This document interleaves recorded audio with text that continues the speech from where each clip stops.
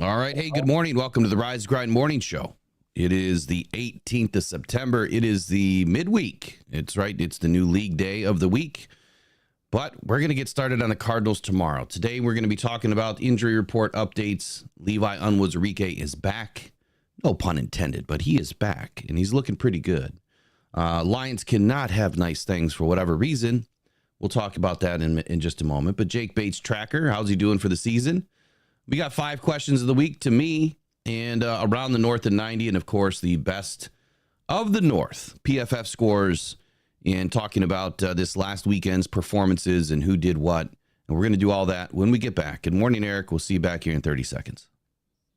And you want the latest news and rumors on your Detroit Lions. Head to sportspider.com. That's sports, SPYDER.com, where you can get your Lions news and all your sports in one place. Man, this site is packed with your favorite podcasts, live news, articles from local writers, and insiders, all updating in real time. Not just the Lions, every major sports team, including MMA, UFC, and so much more. Don't want to waste time searching? Sign up for free. Create your ultimate sports news hub. You control what hits your feed at SportsSpider, your number one source for all your sports. Visit SportSpider.com today, right after the show. All right. Well, hey, welcome back this morning, Eric. What is happening with you today, man? How you doing? Not too much. Lost a couple Packer fans on the beach last night. Everything's all right, man. Nobody's looking for him. Eric is the Dexter of the North. You just don't know it. It's them quiet ones, you know. Yeah. Well, when the Packer fans turn up missing and they've been on a Uperlights tour, you guys know what happened. Dude, I had 3 of them last night. And the one guy finds this amazing 5-pound stone that's probably worth about $1,000 out in the water and has me go get it. And I couldn't believe it had to happen to the big Packer fan that was on my tour with me, right? You know, I was going to ask you that because, and you don't have to give away the goods, but whenever I went rock hounding for Petoskey stones, I met somebody that said, you know, you've got to get out here in March. You've got to get out here when the snow melts because that's when all of the new stones kind of come up. And I'm like, well, then that makes more sense for me just to get scuba gear. Like I should just be out there in scuba gear and finding them before they hit the beach, before anybody else gets them. Any weight to that thought process? You got to remember, most of the time, Lake Superior is very wavy, and the Great Lakes normally have a lot of waves. Last night, it was flat like glass. There was absolutely no waves whatsoever. We've had a south wind for 3 days. Gorgeous weather. And I see that my video's frozen up again. What is going on with that this morning? I don't know. We're just going to have to live with it. As long as everybody can hear me, I'm happy. I mean, I can hear you, but I don't know why it's freezing up for you. I don't know if you've got an internet issue or... No, I don't know. It's or what? Weird. And it's freezing exactly the same as it did earlier. Interesting. But anyway, my favorite time to go is after a storm and in the fall time. The fall is actually my favorite time to go. To me, it's much more fun than going in the springtime. Yeah, so this whole thing just kind of reset, and you're still frozen. Yeah, just drop out and come back real quick. Okay, I will. All right. Be right back, everybody. Okay, so he'll be back in just a moment. So good morning to everybody in the chat this morning. I know we got a light crew today already, but it's Michael Garrity in the house, Mike P, Trace, of course, Superlights. We got Let's Go Lions in the house, Cake Man 1218, Mr. Morale Tarantino, Shane Smith. There's Eric, Joe Schmo, Roger Olowski, Mark Garcia. Who else is in here today? We got Jay-Z in the house. And Darryl Bell just showed up. So quick question for everybody. Bruce Morton, good morning. Quick question for everybody that was in the All 22 review yesterday. What did you think about it? Tell everybody that missed it how good it was in the chat or how bad it was in the chat. Well, whatever your feeling is. I can take it. It's okay. Let them know because I put it out to everybody. I let everybody have an opportunity to come in and see it. And I think we were having an issue with notifications. Like notifications were not going out, or they were going out extremely late. And I think that could have been part of the issue, but you should still have the link in the members only link, and you should still be able to watch it. So let them know how it was.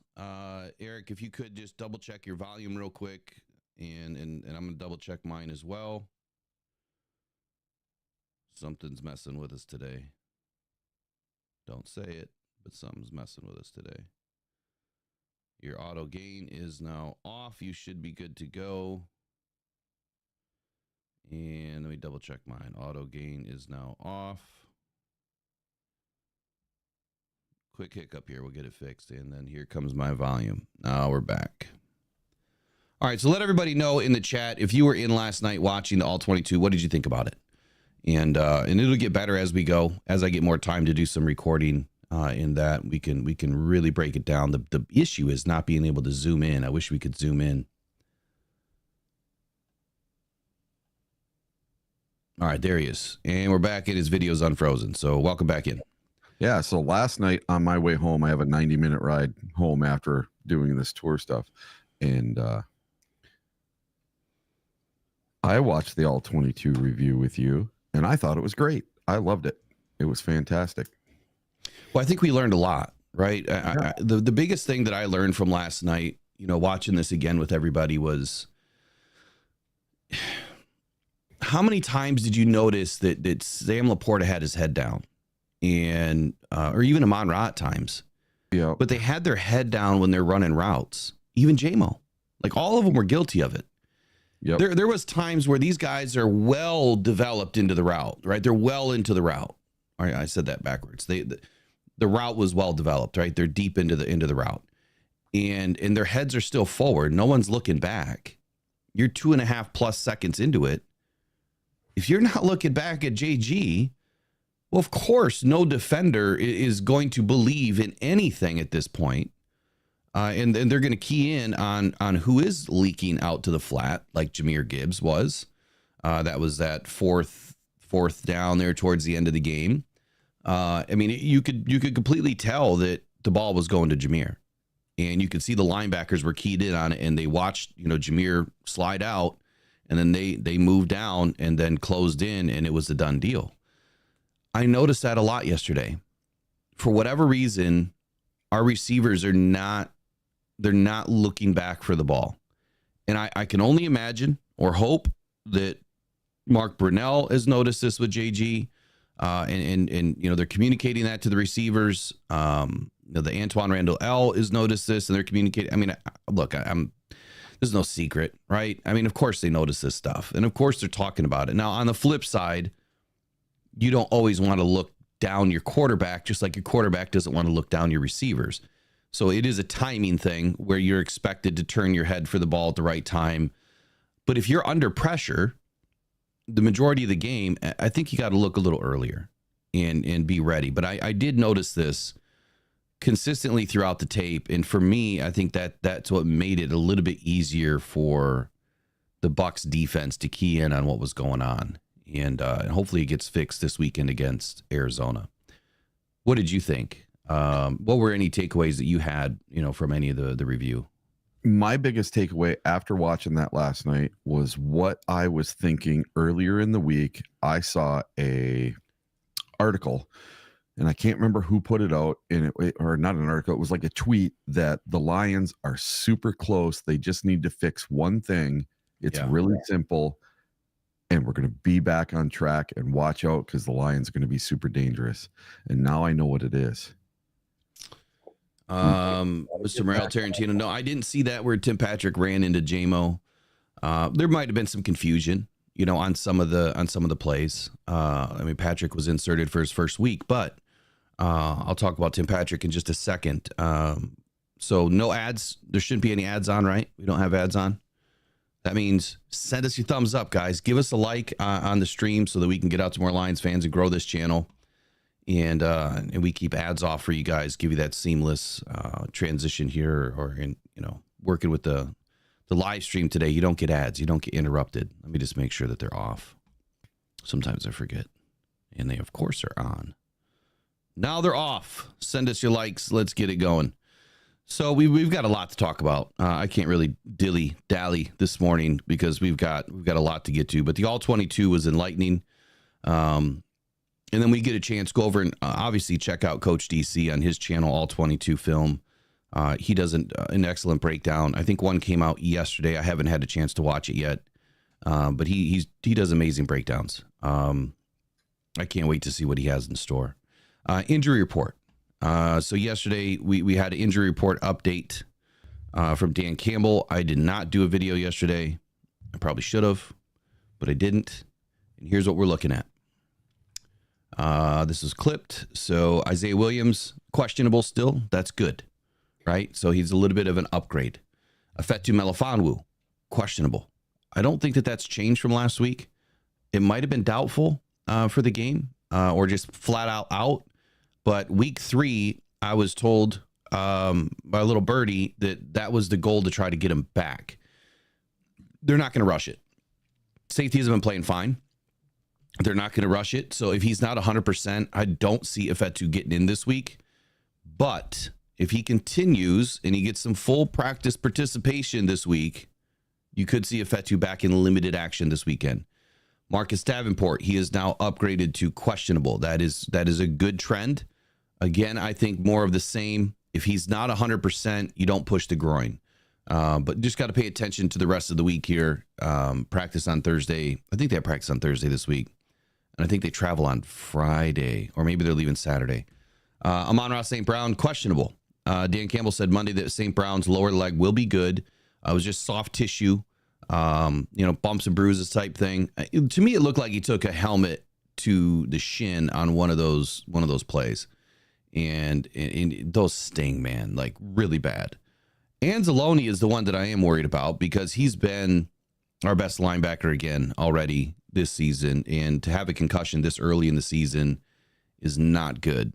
If he does not take the proper amount of time, that could be something that lingers throughout the season and creeps up again, or he just may not be himself. As much as I want to have Anzalone in this weekend, look, I would honestly just have him take a week off and get fully healed. It's a long season. Again, another game early in the season is not going to hurt this team from the end result. We'll see where this trends. Terrion Arnold had a finger issue that did creep up during the game. Again, questionable. He'll be fine. It's just a finger. Now, he's going to have a little bit of an issue probably, catching an interception, but he shouldn't have an issue, staying hip to hip and making plays on the ball and tackling. Obviously, one finger's not going to hurt that. But that was reported by Dave Burkett during the game on Sunday. So, look, it's not a terrible injury report. The majority of our team, came out healthy. So I think that we're good. I'm really loving the way that Derek Barnes is starting to grow week by week. You're seeing, him develop into a much better linebacker. Next up, or do you have any comments on an injury report before we get into the next one? No, it sounds a lot better than last week. Like the whole Davenport being questionable. I really like that. And then Iffy coming back, possibly. That's really cool. I like it. You are frozen again. What? Yes. What is going on here? I don't know. I haven't done anything. Yeah, might want to check your internet. Something's not right. I don't know. Maybe something's not right. Let me do this. I'm going to send you a new link. I got to log into my email real quick, and then I will send you a new link. Maybe that'll help. Maybe there's some cookies built up in there that are, or cache that's causing some problems. All right. I'll pop out and pop back in. All right. I'll send you a link here in just one sec. All right. So while we're waiting on Eric, I'm going to get a couple other things out of the way, but let me send him this link real quick.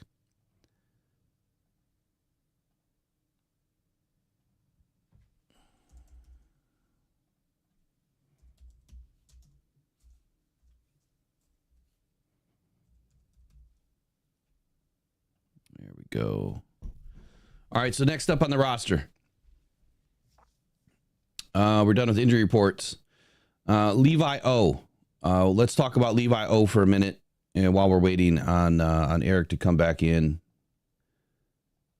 Levi O. Man, it is super nice to see this guy doing what he's doing, right? He is already in 2024. He is already over halfway to his total snap count of 2023. Last year, he played a total of 132 snaps on defense. He finished the season with a 68.1 grade overall by PFF. He had 10 total pressures and 1 sack, 1 quarterback hit, and 3 hurries in 2023 with 4 tackles. In 2024, he already has 8 total pressures, 2 sacks, 3 quarterback hits, 3 hurries, and 1 tackle on the season, which that doesn't make any sense when you think about it, because if you have 2 sacks, wouldn't you have 2 tackles? I don't know. I don't know why it's coded that way. But Levi O is already having a heck of a bounce back season, and his back is healthy, and he said as much after the game, and that's what I want to bring in right now, and have Levi O explain to you just how good he's feeling, and we'll get Eric back in here in just a second. Looks like he's back in the waiting room. And maybe third time's the charm, Eric. We'll find out. We will find out. But here we go. Let's bring in Levi O. Eric, you are back in the room. And let's listen to what Levi had to say. It's good. I mean, best word I could describe is it's fun. You know, it's fun now. I feel good. You know, we're all rolling, so it's fun out there. Look at you as a pretty Let me know if you guys have volume from even when Levi. things were rough, you tend to keep a positive attitude. Can you, I guess, put into words emotionally what it's meant to, you know, clear these final hurdles? These are 2 games where you've been able to play close to 100 snaps. I mean, it really does seem like things are truly in the rear view. Can you put that into words? Yeah, I mean, it feels good to, you know, put full games together and feel good, you know, come after the game and feel good, be ready to go again. I mean, it's how I felt in college, it's how I felt before that. So, I mean, it's a blessing 100%. I thank God 100% of it. If you don't know, because honestly, I didn't know who Levi was coming out of college when Brad decided to draft him. It was kind of a head scratcher moment during the draft. Like, who's Levi? Like, who is this guy? And oh, sorry, let me get this over here. Go watch some of his college tape, and this would be a great breakdown. Maybe it'll make a good video for us to do, or even a members only video that we can go look at Levi's tape from college. But go look at his college tape, because if you don't know who he is and what he did, his college tape is raw. Like, he, at the University of Washington, he had a really good career. For what he did, at his time at Washington, it was really solid. And he was one of those guys that kind of just, skated, underneath the radar, if you will. And Brad found him, and what he did in his rookie season. So if we look at his rookie season, let me get some things off the screen here so I can look at it while he's talking. In his rookie season with the Lions, again, he only had 396 snaps because he had a back issue. His grades were terrible. But you could see from the jump that he was able to get pressure on the quarterback. But you could also tell that something was nagging him, and he just didn't look right. But it was shortly after the 2023 season that, shortly after the 2021 season that he had the back injury that sidelined him for all of 2022. In 2023, he just didn't look like himself either. And now, like he just said, I'm starting to feel like I did in college, which is huge, because if he can feel 4 years younger, right, and feels back to himself, again, that's big. That's big for him, because he doesn't have the miles, right, on the body, because he's taken a couple of seasons off for the most part while getting healthy. So he doesn't have, all these car crashes over the past few seasons in the NFL. His body is got to be really healthy at this point compared to any other NFL player that would have been in the league for 4 seasons. So Levi, if he can string together a complete season, I expect him to be back next year. I don't expect him to get a huge contract or anything, but I expect him to be back maybe on a short 1 to 2 year deal because he's going to want to prove it. He's going to want to have an opportunity to earn a bigger contract.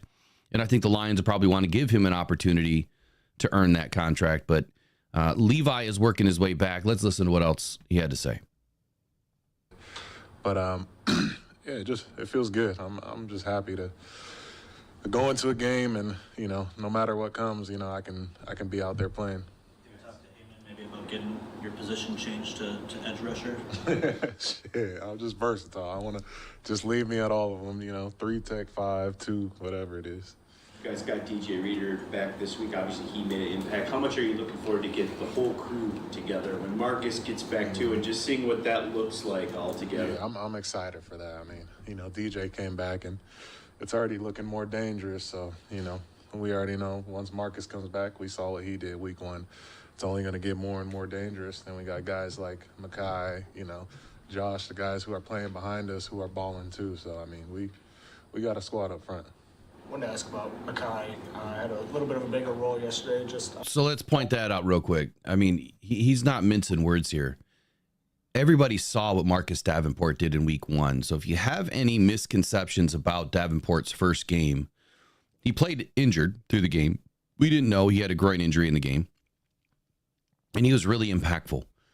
He was getting a lot of pressure up front. He was containing his edge, and he was able to affect the down line, right? The guys to the left of him were able to do more in the game. Imagine having all of these guys healthy and back at points throughout the season, and how dangerous, like he said, how dangerous that is going to be for the opposing team. This defensive front, I said it early in the season, I was hoping we would get to a top 10 defense overall. I think we're staring at a top 5 once Terry and Arnold stops committing pass interference penalties. I think that this defense is headed in the right direction for the first time in a long time. I still don't like all the scheme, calls and what AG is doing at times, but you cannot deny the fact after watching what just happened against the Bucs that they are going to be completely dominant when they're healthy. And this is a very scary defensive front when they are healthy. So just again, piggybacking off of what Levi just said, when they're back, when they're healthy, it's dangerous. And I love it, man. I love the choice of words that he's using. Honestly, a little bit different in stature than maybe you, but I guess how are you seeing him have success on the interior?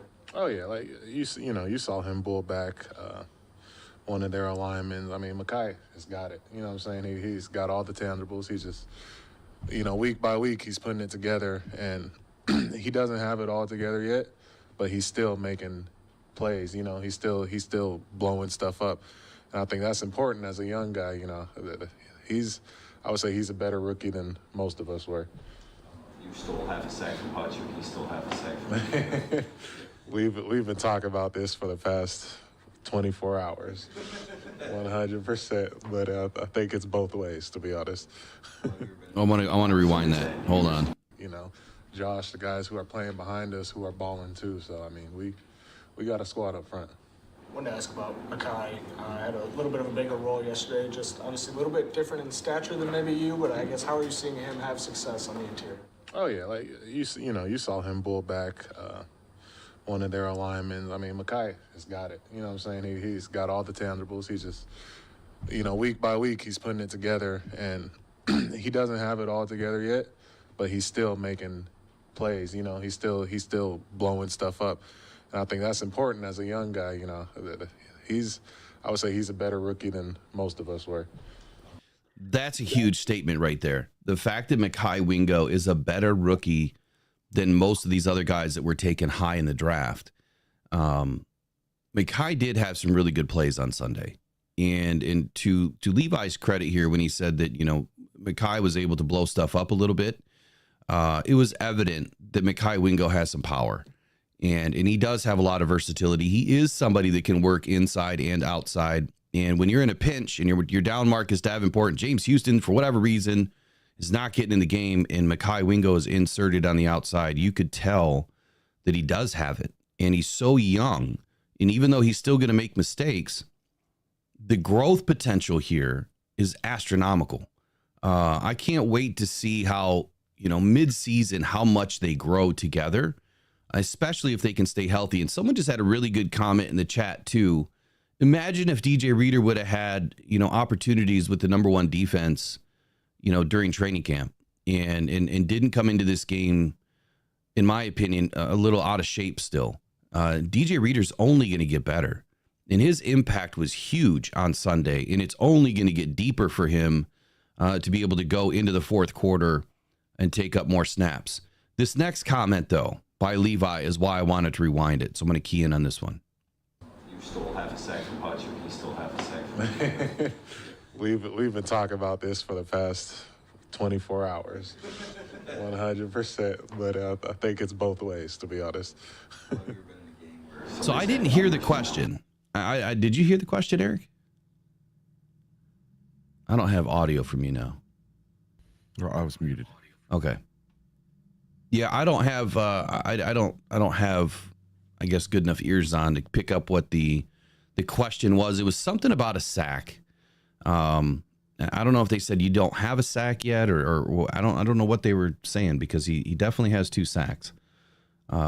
Anyway, we'll keep rolling here. He's had 4.5 sacks. No, I've never seen that. Hutch is a freak. I mean, he's ridiculous, but he does it in practice. You know what I'm saying? He has 3 sacks a day in practice. He has 4 sacks a day in practice. So we knew it was going to come. We know it's going to come again, whether it's next week or the week after that. But he's that type of special player. I mean, he works for it. He takes nothing for granted. So there's a reason he's getting those sacks. We're not surprised. You guys feed off of that, when you see a performance like that, does that make you hungry to? 100%. I mean, we were just talking about it, like, we got to find a way to get Hutch away so, me and Matt can eat in the middle, Hutch is taking all his sacks, but we're just playing with him. Of course, we want that, as many sacks as he can get is going to help this team, and then we're just going to feed off him. Talk about taking that defensive line, sort of fueling the rise of this defense. Say again? So without going too deep into this, here's what I'm expecting this weekend. I am expecting a little bit more shade to Hutchinson's side this weekend, and I'll talk more about that in the pregame show tomorrow. But I am expecting a little bit more shade to Hutchinson just because of the impact that was felt in the game from all the sacks and what that can do to a player like Kyler Murray. I am expecting them to either double him up or they're going to be chipping him on almost every single play, combo blocks, whatever you want to call it. And that is going to free up the other side of the defense. It is going to free up Aleem McNeil out of the middle. So hopefully AG recognizes this, and I'm sure he does, that this weekend they need to have a little bit of a different plan. Of course, you always want Aiden Hutchinson to be your premier pass rusher. But now maybe you highlight somebody else in week 3, expecting Arizona is going to stack it up against you. And if they go into this game with that mentality, it's going to throw Arizona off, right? If you're sending all the pressure and you're doing some stunts on the right side or in the interior versus on Aiden's side, that is really going to give Arizona some fits. And it's almost like shock and awe. Like, why is Aiden not, rushing? Why is Aiden not giving us, all the pressure like he was in week 2? I've said it time and time and time again. It doesn't matter who gets the sacks. The overall stat line is what matters. How did you affect the game as a unit? So I'm hoping we get something different this weekend and allowing these other guys to get in the backfield. How much pride do you take in that the defensive line, fueling the rise of this defense has played pretty well through 2 games? Yeah, I mean, that's the emphasis AG put on us, this offseason. He wanted, the offense is our focal point. He wanted us to be the focal point. So I think everybody took that into our hands. And, I mean, you see our linebackers flowing when the D-line is holding the gaps. I mean, you see the DBs playing as better than they ever played, Kirby hitting.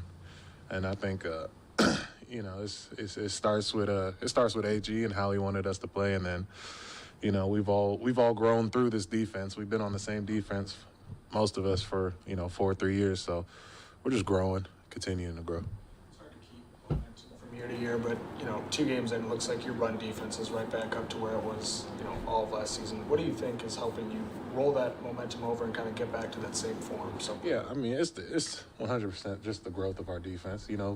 For the most part, we have the same guys, so we're growing together. And then, at practice, I mean, we work hard. AG puts together a great scheme for us. Coach T tells us what we need to do, and we just go out there and execute. So it's just All right, so there's the X factor, and I'm going to finish on that. The X factor is Terrell Williams. Eric, how impactful do you think Terrell Williams has already been in 2024? Huge difference. Our D line looks amazing. Hutch is getting 4.5, almost 5 sacks in a game. He never did that before.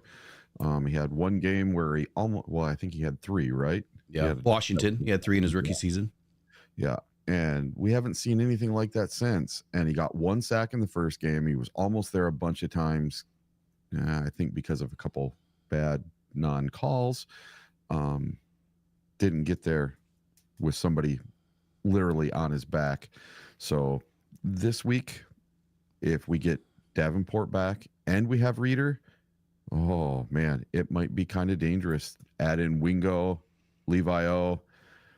Man, we're starting to get healthy. This defense is really doing good things. I really, really like it, and I can see where it's going. As soon as that back end gels a little bit, this defense is going to be dangerous. I love the word dangerous, man. I mean, he kept saying it this morning or in his press conference the other day. But you know what else is dangerous? Having your own mini helmet signed by Penei Sewell or Chris Spielman. So do us a favor. Can we earn your subscription today? If you guys have not subscribed to the channel, we are only, a couple hundred away from our next mini helmet giveaway. Every 500 subscribers, we are the only channel that does this. I give away a signed mini helmet from either Penei Sewell or Chris Spielman. It's free to you. All you have to do is smash the like and hit subscribe. And then when 500 more subs hits, so at 6,000, we roll another pop-up live and you get an opportunity to win a mini helmet. And then also buy me a coffee. Last night, I put up a Barry Sanders Hall of Fame collection. And this is for Rocked On Cancer Foundation. So go to buymeacoffee.com/rocked on. Get your raffle tickets today. I did a little bit of a change up here. So I'm noticing that we're going to need a little bit more time with raffles. So the raffles are going to extend out a couple of weeks. That way we get enough people to see it and know that it's there. And then once we meet our reserve, then we'll have the raffle either on the date that we're supposed to have it or shortly after that date if we haven't hit our reserve. But the Barry Sanders collection, which I must have left it on the studio, is a wood. It's a autograph of Barry Sanders on a signed. It's like a piece of wood. It's by Game Day Fields. I got it at the Hall of Fame when I was down this summer, and then I also grabbed a rare and limited Barry Sanders Hall of Fame bobblehead. So both of these, you're talking about $300 or so worth of prizes. So get your raffle tickets today and help out Rocked On Cancer Foundation. And I appreciate when everybody also shares this information. Share it on your social media. Get more people involved. It's a great cause. And that's my main focus, is to help other people. And that's how we do it. So quick reactions from you this morning, Eric, on anything that you want to talk about before we get into our next topic.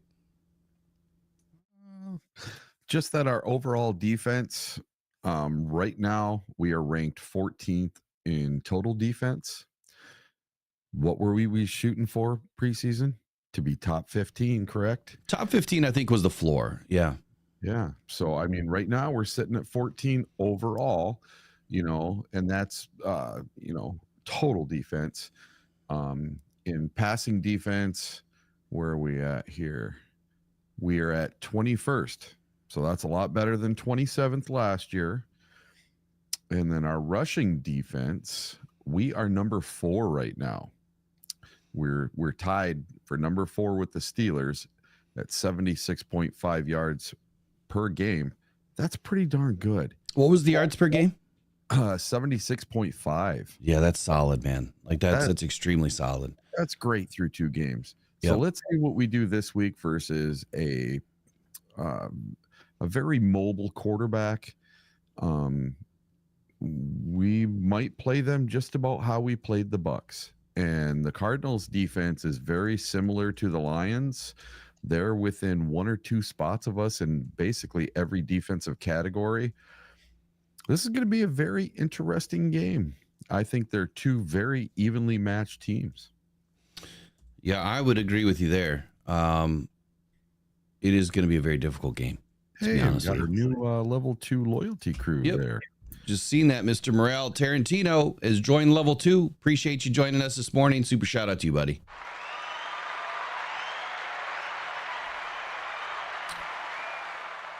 So Levi O is back. I'm excited to see, just how well he is playing, and I hope, for him personally, that he can stay healthy this season. Back injuries suck.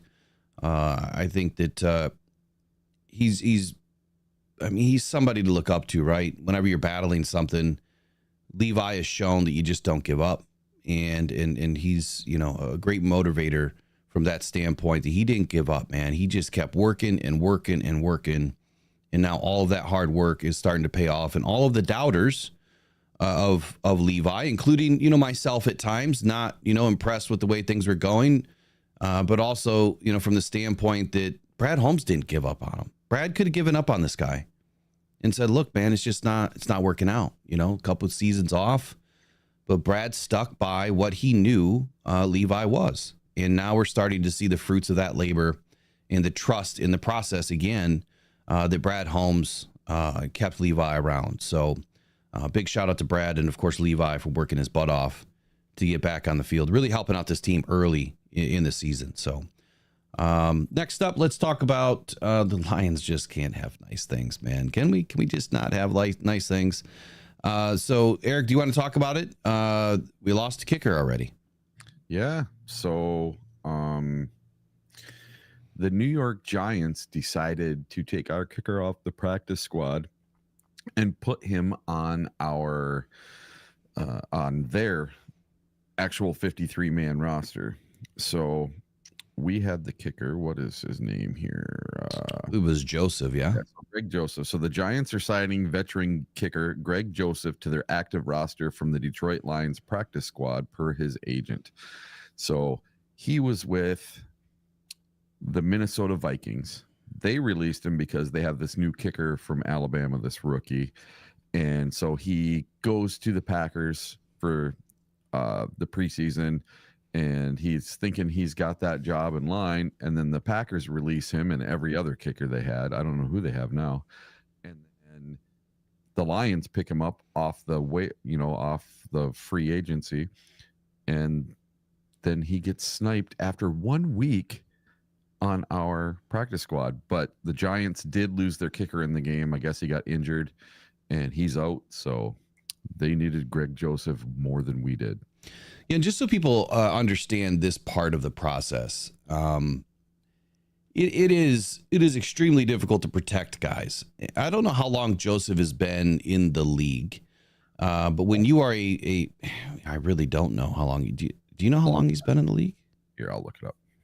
So, I mean, if you don't have 3 or more seasons as a vested veteran, you don't have the choice, right? If you're on the practice squad and you're not a vested veteran, you have to go through waivers or whatever. But if a team picks you up, they have to sign you right to the 53-man. Now, if you are a vested veteran, you don't have to sign with another team. Like, a team just can't come and pick you up off the practice squad. They can contact your agent, right? They could try to, poach you and steal you away from your team. But if you don't want to go, you don't have to go if you're a veteran. And I can't remember if Joseph is young. He's if he 30. So he's 30, definitely got more than 3 years. and this was his 5th season. Yeah. So obviously he wanted an opportunity to play. I can't blame the guy. And you're not going to protect a kicker. I think you can protect up to 4 positions on the practice squad. That's it. Yeah. You're not going to protect a kicker, especially a backup kicker, which will lead us into, which is probably a good segue into the next topic here. Jake Bates. So Jake Bates, man, our Jake Bates tracker. How has Jake Bates been doing? I think I kind of did this segment a little bit on Monday, but did Jake Bates sleep at a Holiday Inn over the weekend before kicking on Sunday? And the answer is yes. So Jake Bates is still 100% on the season. Let's take a look at his stats so far. I'm glad I picked him up on my fantasy league because he's actually been pretty good for me so far as a kicker anyway. But he's 100% on field goals. He's 100% on extra points, but he only has a long field goal of 35, which is 30th in the league. And he's tied for 12th with points, 18, which actually kind of puts me at the bottom, depending on who else picked, what kicker, but would put me at the bottom in a 12-man league. But anyway, he's 3 for 3 on extra points, and he's 5 for 5 on field goals, a long of 35. We have not seen the big boot. So in the all-22 review last night, there was an opportunity to win the game a couple of times. Now, we've talked about this a few times already. The snafu at the end of the second quarter really hurt us. That was an opportunity to kick a field goal. JG was about to spike it. Field goal unit would have ran on, and we would have kicked the field goal. That would have kept us within 1 point at the end of this game, assuming all things remained equal, right, and didn't change.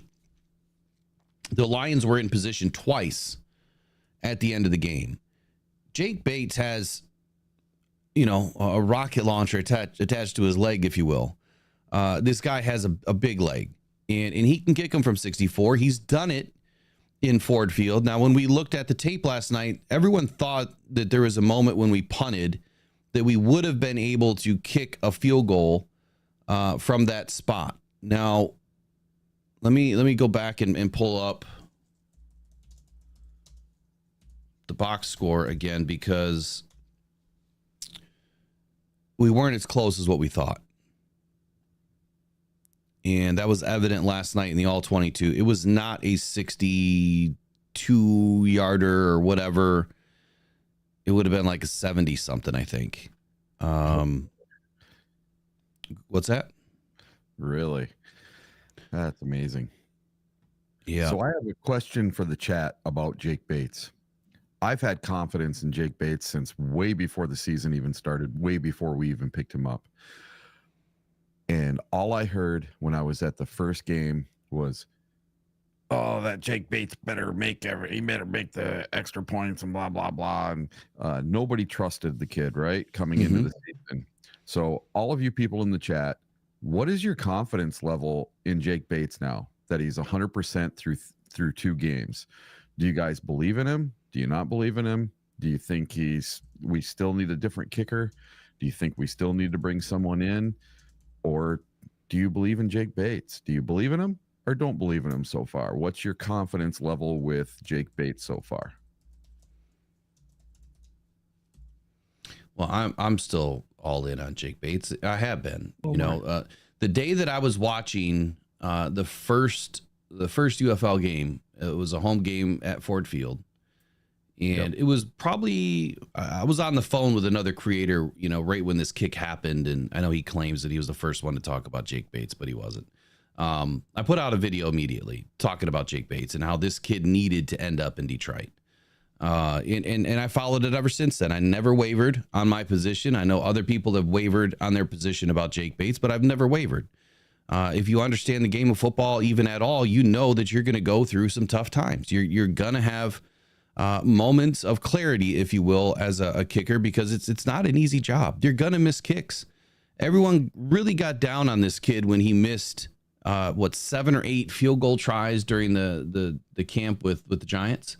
Yeah. I mean, it was an extremely hot, sticky, wet day. Of course, you're going to have, a few misses. You're under a ton of pressure. You're kicking way more in one day than you ever would in a game situation.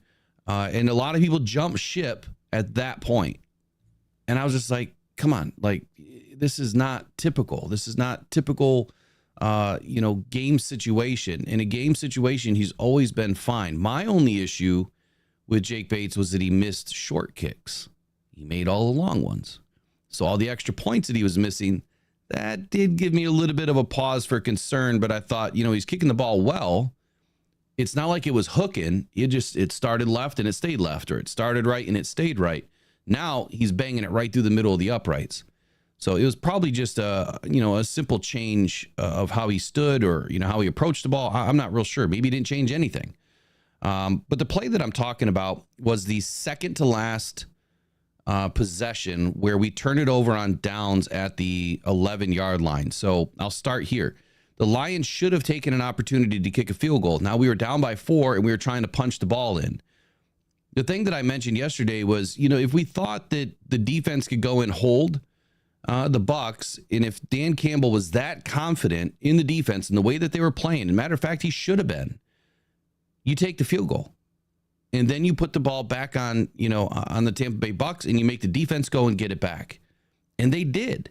So even if we didn't, get the field goal in the first half, you still had two opportunities at the end of this game, one at the 11-yard line in the fourth quarter, which we actually completed,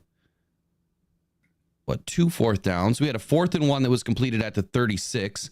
You could have taken a field goal from right there.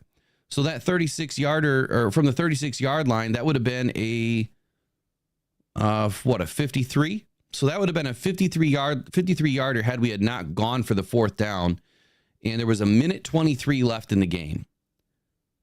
But we brought the ball all the way down to a minute and 1 and turned it over at the 11-yard line. So on this 2 4th down tries, we had 2 4th down tries that series. It looks like we did. Mm-hmm. And then before that, where we punted the ball, would have been around 12 minutes and 53 seconds or 13 minutes in the fourth quarter. We were on the 41-yard line where Fox punted the ball. So 41-51, that would have been a 58-yarder. So that's another opportunity. Jake Bates could have hit a field goal from there instead of punting the ball from the 41. So that's the one that I'm going to call into question. With 13 minutes left in the fourth quarter, why did we not just take a crack at kicking a field goal? So what? You turn the ball over on the 40. The 41, even if you miss it. We did pin him at the 9. It was a great kick by Jack Fox, but this is another play that we're going to call into question on, the Dan Gambles of the game. Is this a Dan Gambles of the game? I mean, yeah, absolutely. So Dan Gambles of the game, this was a failure. He should have taken the opportunity at a field goal, in my opinion. And I think that Dan Campbell's kind of addressed it, right? I mean, he feels like this game was lost because of his coaching decisions. Whether it was one mistake or multiple mistakes, I know that he was calling himself out for what happened at the end of the second quarter. But at some point, you just have, you have to rely on the guys that you brought into this game to help you win the game. Hopefully moving forward, we take some shots, with Jake Bates and give him an opportunity, because you're never going to know what you have unless you try. So there's one other area in here. It was, well, of course, our last set of downs, we could have kicked a field goal from there too. So we could have kicked 3 field goals. Our last 3 possessions. Our 3 out of 4 possessions, we could have kicked 3 field goals, and all we had to do is make 2 of them. Where was the one that we were talking about, though? I think it was the end of... It was the second to last possession, I believe. Yeah, it was. It was the second to last possession in the first half. So before the whole, kicking team running onto the field, before that possession, we were at the 48-yard line. So that would have been a 65-yarder. That's a boot. Not to say that he could. There's no need to take that risk at that point in the game. I'm telling you, he's got it. Yeah, but that's a little early to take a huge risk, Yeah. But I will say this. In the fourth quarter, if we kick field goals every time we got in his range, we win that game. Yeah, absolutely. And we were in his range 3 or 4 times in the fourth quarter and could have kicked field goals every time.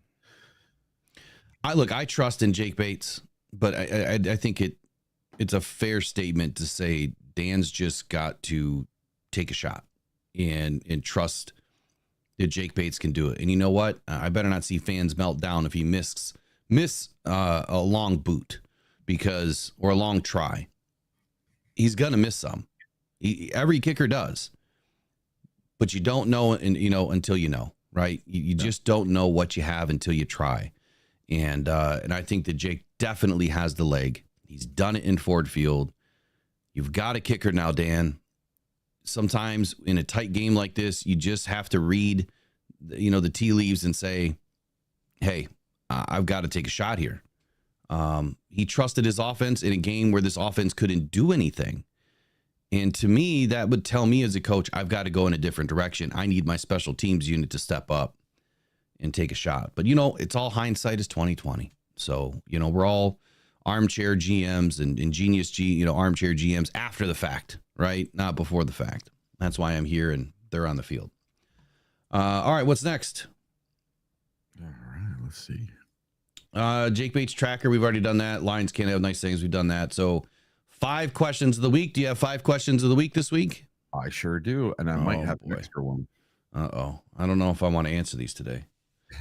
Well, the last one's the best one. I'm going to save that for last. Okay. What do you got? So the Lions pass defense is number 21 in the league right now with 225 yards per game with 2 passing TDs against us. Is our pass defense still a big issue? Compared to last year? Well, just is it a big issue? Is that a big crutch for this team right now? Are our cornerbacks and safeties an issue? No, I think that our DB room is playing much better than what we were last season. And I guess I would say this. You have a young Terrion Arnold right now who's getting ticky-tack penalties. I've talked to Bucs fans, I've talked to Rams fans, and I've heard it from them all. Like, that should not have been a penalty. And we watched it last night in the review. When Terrion Arnold had that first flag early in the game for pass interference, there was a little bit of hand fighting going on, right? But I think that was Godwin it was Palmer. You could have called it either way. Terrion got his head around way early, and there was a ref on the other side watching the play that was closer to the play who didn't throw a flag. The flag came from behind Terrion Arnold, from a sideline judge that didn't have the best view, but the guy that had a perfect view didn't throw a flag. So, I'm calling BS on the whole thing. I think that there's something there. I'm just going to say it. I think that ref needs to be investigated, to be honest with you. I'm going that far with it because that was one of the worst calls I've seen. Yes, you could have called hands to the face, but they didn't. And if they're hand fighting and you have an inadvertent hand to the face while you're going for a ball, he's now a receiver. When you have just as many rights when you're going for a ball as a DB as a receiver does. So it was ticky-tacky. There shouldn't have been a penalty there. They should have picked it up, and they should have just let him play. There's a lot more I could say about it, but to answer your question, I think Terrion is getting gassed right now by some of the fans because of the pass interference penalties. And he's going to have these. He's going to have a few to start the season. He'll get it cleaned up. I thought that he played much better in his second game than he did in his first game. What I love is that he's right there, right? What happened last year? Where would have Jerry Jacobs been on that play? Where would have Cam Sutton been on that play? 10 yards down the field?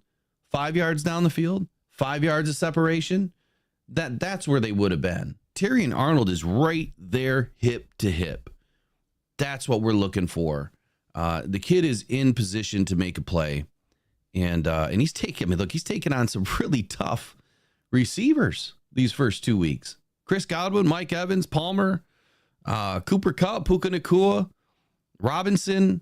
These are not easy receivers to guard. Put it this way. He's not going to have such tough assignments every single week. And that's where you're going to see Terrion Arnold really step out and have big games and watch his confidence soar. No, our DBs are playing much better.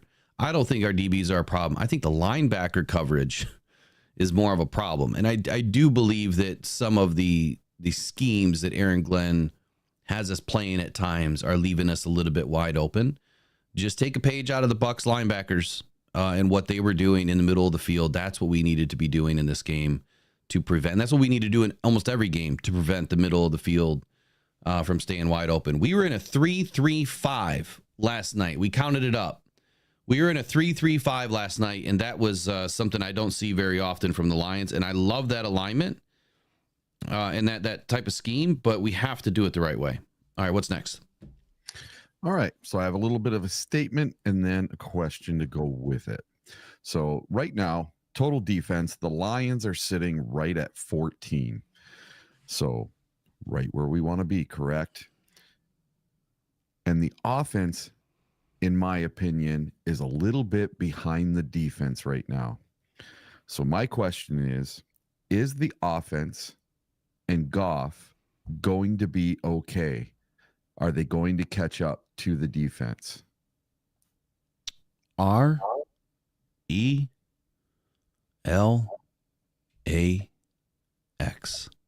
Relax. Sorry, I don't do it as good or dramatic as Aaron Rodgers, but I'm gonna have to put that soundbite in. You just got to relax, people. It's early. Like, these guys didn't have any preseason. They're shaking the rust off. I'm seeing mistakes from everybody, but here's the thing. Jared Goff has 2.68 seconds of time to throw. That's his average time. Our receivers are kind of in the middle of the pack here with separation. We do get some separation, but I feel like some of these plays where we are getting separation, Jared Goff is under immense pressure, and we reviewed it again last night in the All-22 tape review. When Jared Goff had some of his worst throws of the game, he is getting hit either immediately as the ball is coming out, his arm is being affected, or someone's entering the box where Jared Goff is and he can't fully step forward. He's kind of throwing off on his back foot, so he has no momentum going forward, and he threw a duck, which hit the ground. Thankfully, wasn't an interception. But on the 2 interceptions that he threw during this game, and I know I'm picking on Goff, not the total offense, but the first one obviously should have been a penalty called. If you're going to call that BS on Terry and Arnold, you have to call that penalty. I can't remember who it was, Izian maybe against or for the Bucks on JMO.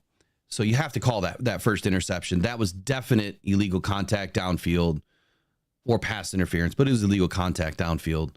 I'll take either at that point. The second one, totally Goff's fault, but he had big time pressure on that play. And then if you look at the receivers, also, again, they weren't looking back at Goff. And I think Goff, when he threw that ball, it was to the, I can't remember. Was it the 25 or the 35 hash mark on the right hash? And if the receiver that was on that side just turned in, right, ran a corner post, that's a completed ball. So I'm wondering if there was a miscommunication on the route, because Goff threw that ball where nobody was, and it was right in the middle of like 4 Bucks defenders. That is not Goff. Like, that's not what he does. He protects the ball really well. So I think there was a little bit of a miscommunication there. Could have been Tim Patrick. I can't remember who was out there now. But somebody didn't make a play there, or somebody didn't run the right route. But either way, if that was just all Goff, you know what? He's going to have a bad play here or there. Every quarterback does. Matter of fact, every starting quarterback in the NFL has thrown an interception, except for I think 8 quarterbacks so far. And more than half of the quarterbacks have multiple interceptions through 2 games. So Goff is not the only one. Our offensive line is looking a little sketchy. Like, we're getting some pretty low PFF grades. Going back and looking at the tape, we've had a pretty rough time with these defensive lines to start the season. But this was our 5th playoff game. And we're going up against really tough defensive lines, really well-coached teams.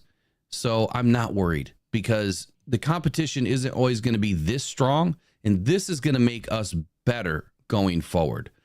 The harder you practice, the better you play, right?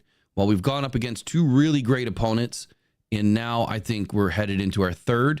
Hopefully we come out on top, but I'm not worried. I think that we're going to be just fine. So I have a part 2 question for you, and this is kind of a yes or no answer, and I want the chat to put yes or no in the chat for this. Are you surprised the defense is ahead of the offense through 2 games?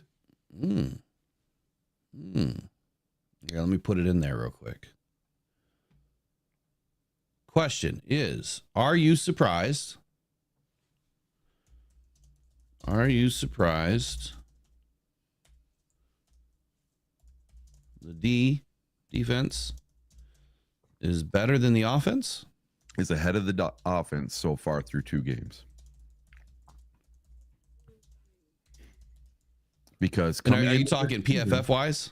Well, just overall, what your eyeballs see. So far, I see our defense is doing better than our offense, especially in this Bucks game. In fourth quarter, holy crap, we got the ball back a bunch of times. Didn't let them do anything in that fourth quarter. We didn't let them go down and put it on us. That they kept giving our offense the ball in the fourth quarter. It was great. So I think, in my opinion, that the defense is ahead of the offense right now. And it's super surprising because in the preseason, all we heard was, hey, we're a top 5 offense. We're a top 5 offense. Well, I haven't seen it so far. Yeah, we're not a top five offense right now. No. I haven't even looked at the grades yet today, but I would say this. Am I surprised? Yes, I am. But I'm also not surprised because I expected a bigger impact from DJ Reader and I expected a bigger impact from this defensive line. I thought that we would play, extremely well at times, but it's early. Like they are having success early. So the answer would be yes, I am surprised. I'm more surprised that the Lions offense is not picking up where they left off. I was more surprised that, these defenses have learned how to shut down Amon-Ra St. Brown in game 1. And then he has, a quiet 120 yards, whatever it was in game 2 that wasn't really impactful, right? We're not getting the ball in the end zone. We're not scoring touchdowns. The running game is average right now. I mean, we had a great first game only because of what happened in overtime. If overtime didn't happen, our running game is not working. I mean, you got to think about that, right? Those 45 yards and a touchdown to Demo in the overtime, that's what made us look like we had a running game. Outside of that, I would say that we were stale in week 1 and week 2. At times we have a burst play, but there's no consistency right now. Something is obviously up with this offensive line. I'm not sure what it is. Outside of maybe we got some ticky-tacky injuries. Penei Sewell's had the ankle injury, didn't practice a whole lot. I'm not sure, man, but they've got to get it fixed. I'm more worried about the offensive line right now than I am the defensive line. Excuse me. All right. So I got 2 more questions to go. This one is, will Dan Campbell ever use Jake Bates as a weapon? What do you mean as a weapon? What are we talking about? Will he start using him as a weapon, using him for these long field goals that what I thought they were bringing him in for? Do you think he ever starts using the kicker, or does he keep going for it on 4th down? Yeah, I think that he will. I think that Dan just learned yet again. 1 game a year, he learns something, and I think that it helps reframe and reshape what he does for the rest of the season. And thankfully, it happened early. I think one of our biggest gripes is we never had a kicker the last few seasons that could kick a field goal when we needed it. And Dan, consistently Dan Gamble had to go for it all the time. But Dan has also told us that's this identity, of the team, that we're going to go for it on 4th down. We're not going to change what we do just because we have a kicker. I don't know that I would characterize Jake Bates as a weapon. I think that you have a luxury piece on this team with Jake Bates and that he can kick longer field goals, but until we see it live in a game, I don't know what we have.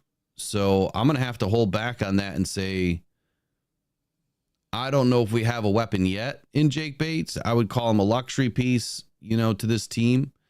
And I think Dan Gamble is going to continue to stay where he is. And I hope that it changes in some of these tighter games that, early on, if you're struggling with offense, I know he thinks that his offense can turn it around because of what we did last year. But what is the one thing that the great players always say? You have to stay where your feet are, right? And when you're in a game situation like this, and I mean, the writing's on the wall. You've now gone through a quarter and a half. Nothing's breaking open for you. That might be the game that you're going to be in. And you're going to have to trust, other opportunities exist on your team, like kicking a damn field goal. But I can't hate Dan for that. I mean, I can't call, his coaching always into question for those decisions because he thinks that his offense can go win every freaking game. And there's nothing wrong with trusting your team. But this is a game we shouldn't have dropped. And that one, it's still going to sting. It's going to sting until I try to move past it tomorrow. Yeah, it's tough to swallow. And listen, when Dan Campbell had his press conference earlier this week, they asked him, how come you didn't kick the field goal in the fourth quarter? How come you had Jack Fox punt it, and try to coffin kick it? And he's like, well, Jack Fox is a weapon. So that made me think, when's he going to start thinking that Jake Bates is a weapon? I've never heard a punter referred to as a weapon. Like he does. He refers to Jack Fox as a weapon. The Jack is an extremely good punter and kicker. He's one of the best in the league. It's just a weapon. I don't know how you weaponize a kicker. I just don't get that. But whatever. I mean, if that's what he wants to call him, I mean, okay. All right. A weapon to me is Calvin Johnson. That's a weapon. You're deploying somebody out there that can go snag a ball in triple coverage, and body everybody, which, man, we are really missing a nice big body on this team. Hopefully Tim Patrick is that guy. I did the video. I dropped it this morning. I did the video the other day and dropped it this morning about Tim Patrick. And I do believe, obviously his role is going to be expanded this weekend. So I'm excited about that. Oh, yeah. All right, so this is my last question, and this is a good one. Hope you're ready for it. What did you think? I was driving yesterday, and I listened, okay? What did you think of Coach Bono's takes yesterday? Well, I think you got my reaction to some of them, right? Look, he's not wrong about some things. He's not. Specifically, like he said, even before the conversation, that Goff is a bad quarterback, but he can't blame Goff for what's going on so far this season. When he said that to me, I'm like, did you hit your head? Like, are you feeling okay? Yeah. Because, normally it's, Goff bashing all day. I don't disagree with everything that he brings up. But I do believe that there is some there. I mean, I know there's some SOL there, but it's because some of these same things continue to happen, and I don't think that you can look at the past anymore. You have to look at what Dan Campbell and this team have done, and Brad Holmes and what this team has done. You can't look at Matt Patricia's era. You can't look at Marty Morningwig. You can't look at, Jim Swartz or Jim Caldwell. This is Dan Campbell and Brad Holmes' team. So let's evaluate them from 2021 forward. I can't, that would be unfair to Brad and Dan and Jared Goff and everybody else on this team to compare them to past teams. Different players, different coaches, different era, different circumstances. You just can't do it. So when you compare it to this team and what this team has done, yes, there are some things that he is right on. And there's some things that I'll hotly debate all day long, like Jared Goff not being a good quarterback. How about that Joey Harrington take? Come on. Yeah, I don't know if I quite understood that one. Yeah, I've known Tony forever, and I love going back and forth with him on social media and Facebook and stuff, and in person. And listen, I knew he was going to be a firecracker when it came to coming on the show. So it's a lot of fun to have him on, and I really enjoyed listening to the show yesterday. I was laughing my butt off going down the road. Well, I wanted more spiciness out of him, man. I was hoping it was going to get, like a full toe-to-toe debate, and he just didn't give me enough to. Well, to go off on. If you looked at the chat, man, people were just going nuts. Well, I told him don't look at the chat. Yeah. Oh yeah, Yeah. but if Because it was did, gonna be nuts. yeah, if you did look at the chat, man, there were people like, I can't stand this. I have to leave. I can't watch this guy. So look, not obviously when we bring guests in or whatever, their takes are not always, what we believe in or what I believe in or what the show believes. They're just a guest. I mean, shows have guests on all the time, and their takes can be totally in left field. I mean, they could be homer takes. They could agree to everything that you say. I mean, you just never know. But I would say this: if I have people on and they always agree with me, that's not good. We need people on that have different opinions and a different outlook, a different take. That's what makes doing this so much more fun. But also, you got to keep it realistic. Like if everyone just agreed with me or everyone just agreed with Eric, that wouldn't be any fun. No. Unless you think that the Lions are going to go 17-0 and win the Super Bowl every year, and that's what you want to hear every day. That won't be this show. I can promise you that. I'm going to give you the straight up, and it's not always easy to swallow. And some days, I'm all in on where this team is going. Other days, I see things that can be cleaned up, and that's why we watch the tape, and now we do it together.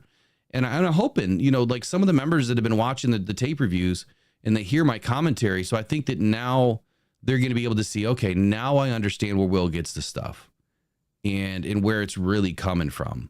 And eventually we're going to match it all up to stats and the analytics. But there's a lot of things in that the tape is going to open your eyes up to. So when I tell you that Hutch is not double teamed and we go and watch the tape and you can see that he's not double teamed, but yet next gen stats is saying he's double teamed, then maybe you'll believe in me a little bit more. That I do look at things and I do review things before I open my mouth.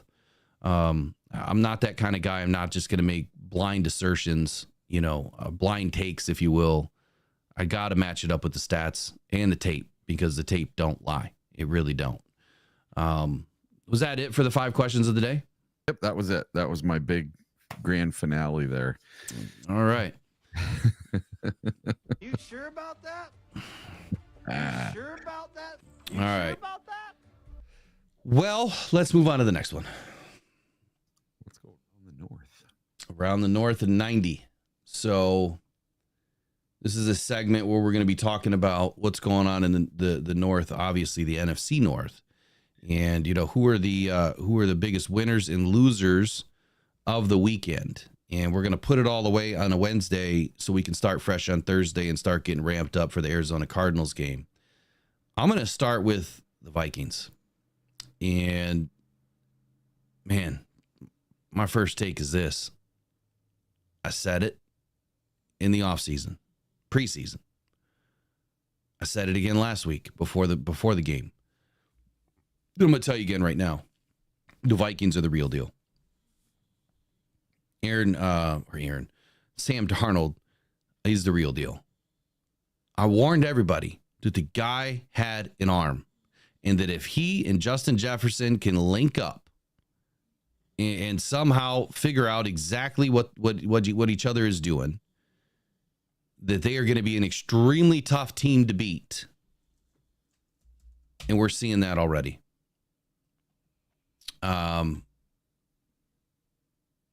They beat the Giants. Is that really a big deal? Probably not.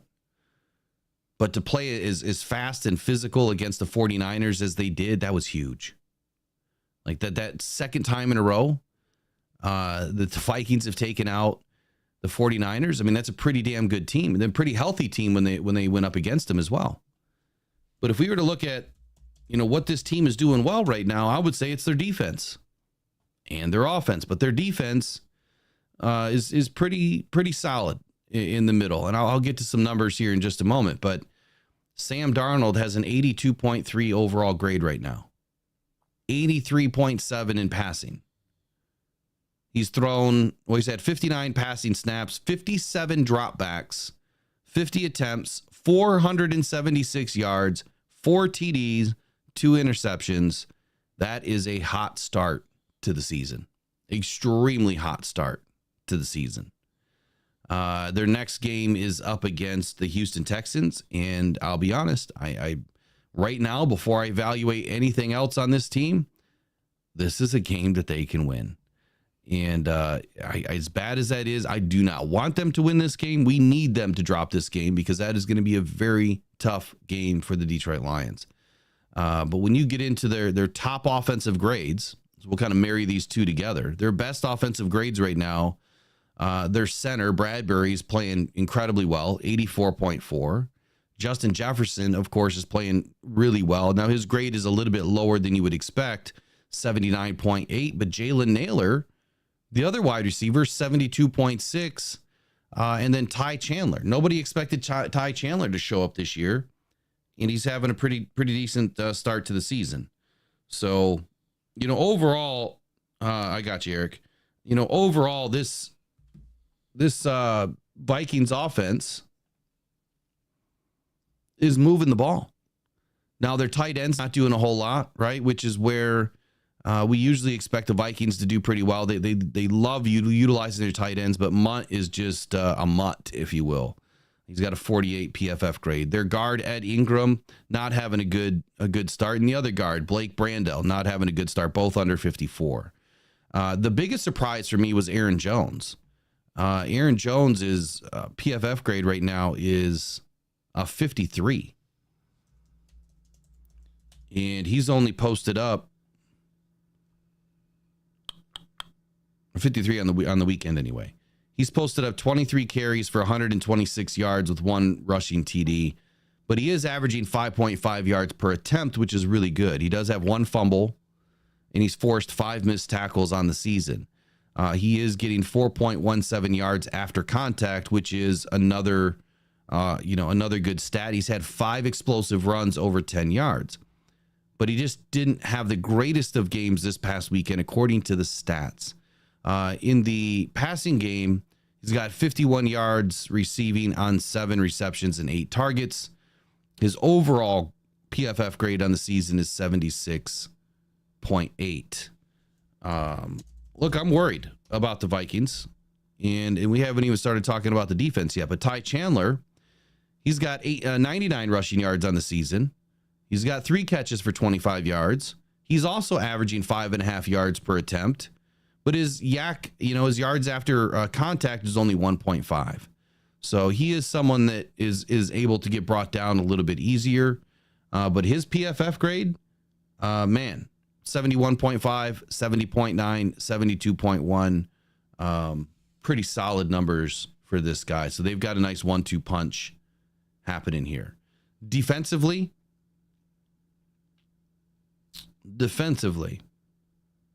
as soon as I can pull it up here. For the Vikings.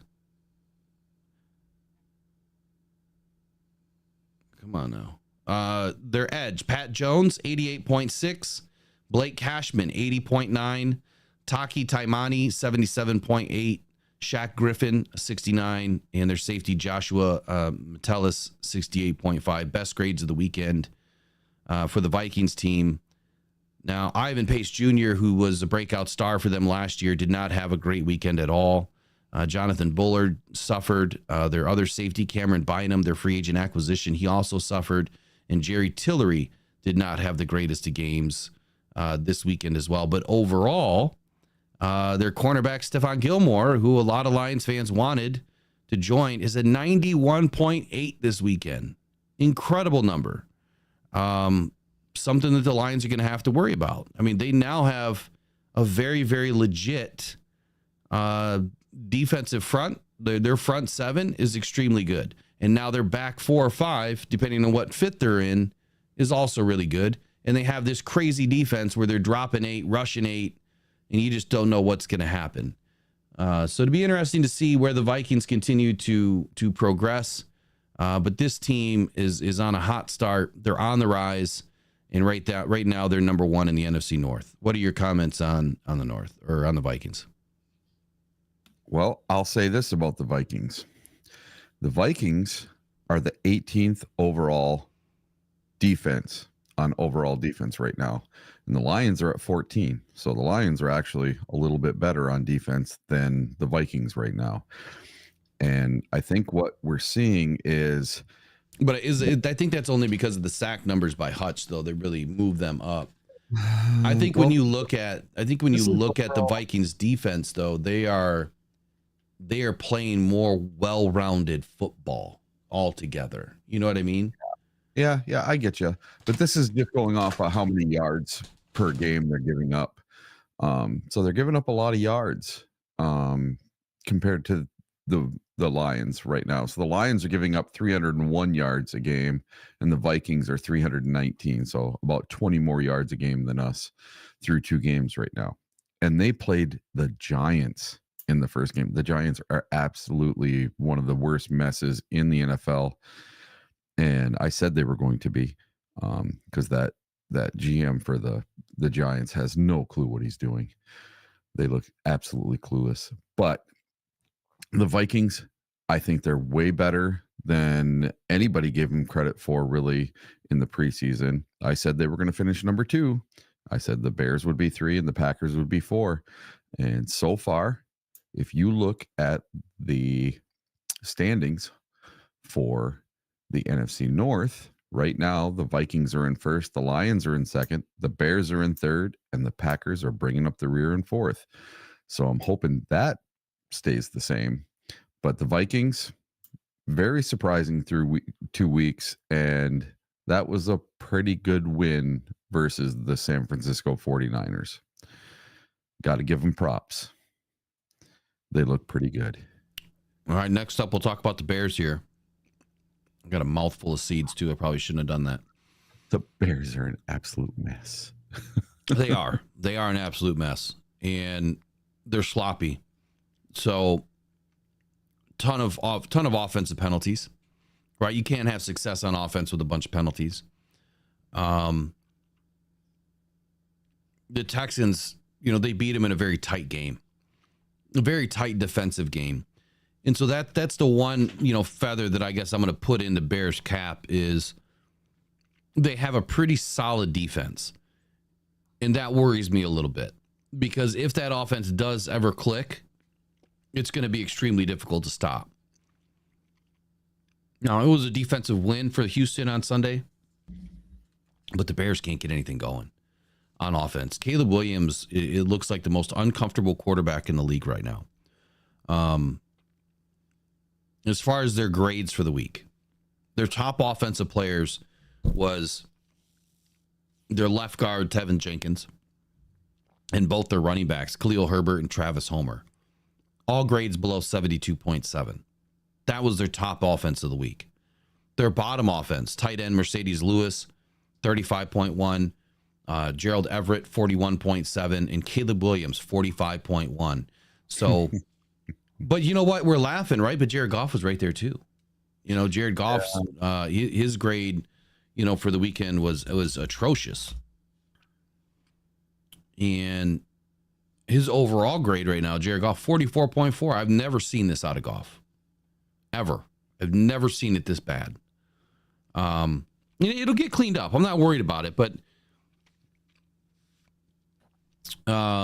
Mercedes Lewis obviously saw some reps this weekend with Blasting Game sidelined. He was used more as a run blocker this weekend for the Bears. Obviously, he earned really low marks in blocking and passing. Everett had 2 catches for 1 yard on 2 targets. Obviously, their tight end game isn't working. Williams obviously was among the lowest graded offensive players of the week again, 2 weeks in a row across the entire league. He had a solid first half, but then he tossed 2 interceptions in the second half and struggled behind an offensive line that was kind of playing musical chairs there for the rest of the game. Caleb completed 22 of 34 for 147 yards. Woohoo! He got over 100 yards in the game. Look at that. There you go. But he was sacked, get this, 7 times. So Ryan Poles, you didn't do crap to secure your offensive line, and you're going up against what could be the best defensive line in the league when the Lions do finally match up with the Bears. I said it earlier, Caleb is going to be going down all game long. You might see Aiden Hutchinson break a record for the NFL in that game. He might have 7 sacks himself. Defense. So the best defense of the weekend for the Bears, linebacker Jack Sanborn, one of my favorite linebackers to come out of the draft a couple years ago. Jaquan Brisker, their safety, and their defensive tackle, Andrew Billings. Sanborn was the highest graded player on Chicago's roster in week 2. He totaled 2 tackles. He had one tackle for loss, 1 sack, 1 QB hit, and 1 pass breakup. He earned marks for tackling, 75.9, pass rush, 79.3. Jaquan Brisker had 8 tackles on the day, 1 for loss. And Billings also had 2 tackles. So, I mean, not crazy numbers here, but, I mean, solid play. Bottom defense. I told you guys Austin Booker was not the answer, and he's not. 37.6. Jalen Johnson and Tyreek Stevenson had a bad day, both of them. 41.5, 54.6, respectively. Their linebackers, Tremaine Edmonds, Montez Sweat, and wide receiver DJ Moore. Not great games from these guys either. But Caleb is obviously not helping out DJ Moore at all. And Tremaine Edmonds and Montez Sweat, both, they just had average games. What was supposed to be a loaded defensive front and a loaded offense is kind of blowing up in their face right now. The Bears can't do anything. Matter of fact, before I go on to this next segment, what is your thoughts on the Bears? The Bears just look lost. Listen, I thought last year that they should have kept Fields instead of going for this kid that is just completely full of himself in the draft, and shore up the offensive line, get the best left tackle in the draft, get the best guard in the draft, put those 2 into your offensive line, and then take a wide receiver in the 2nd or the 3rd round. You had all these millions of picks. They could have moved up back into the 1st round for a 3rd time if they really wanted to, if they wanted to get one of the better wide receivers. And that would have really helped fix their offense, because their offense is absolutely atrocious. It is so bad. Their coach looks lost. You watch him on the sideline, he just looks absolutely flabbergasted that things are not going like they did in the preseason for him. And I tried to tell everyone in the preseason, this kid's a bust. He's not going to be any good. And I don't know if it's the painted nails. I don't know if it's wind drag, like you were saying before, but he just does not look like an NFL caliber quarterback. I heard somebody saying that in college he beat up on all the 2nd and 3rd tier teams, but when he had to play the top tier teams, the rated teams, he just didn't get it done. And that's what seems to be happening in the NFL now. He's up against the best of the best, and he just is not producing whatsoever. And my eyeball test is Caleb Williams is a bust so far in the NFL. We'll see. Maybe he'll turn it around. Maybe he will throw a touchdown instead of just interceptions and getting sacks this week. So we'll see. We'll see. Now, it's early, right? You can't judge Caleb Williams on 2 games. 2 games, no. But to say that he's a bust so far, yes. I would say that he's struggling mightily. Now, the Lions got kind of a shout out from Bill Belichick this weekend. Really? Yeah, kinda. Is it shady or what? I'm going to read it. Okay. So obviously Caleb Williams deserves a lot of criticism. You know, and shout out to Cruisin' in the chat. He had a great preseason, right? He won all the preseason games or whatever they did. I think they won them all. Yeah, they went undefeated. Right. 4-0. Haven't we shown you guys what it's like to go 4-0 in the preseason? What happens? You go 0-16 in the regular season. So, yeah. Hey, you know who disappeared? Who's not in the chat this morning? Broski. He wasn't in the chat yesterday either. Yeah. Disappear. So the whole point that I'm trying to make here is, yeah, he does deserve a lot of criticism. You know, he has said a lot, and there's something about getting a big slice of your own humble pie that sometimes it can help you change the trajectory that you're on.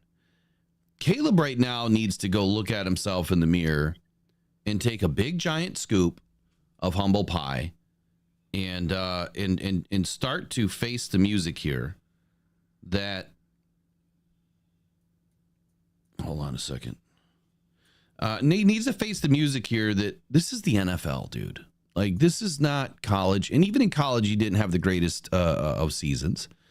And to your point, you know, beating up on the second or third tier teams. Yeah, I've said the same thing about a player for the Lions. And I'm, you know, I get hated on for it. But sometimes those facts are facts. This is the NFL. Caleb is going to have to learn how to crawl before he walks, and then, you know, he's going to have to learn how to walk before he runs.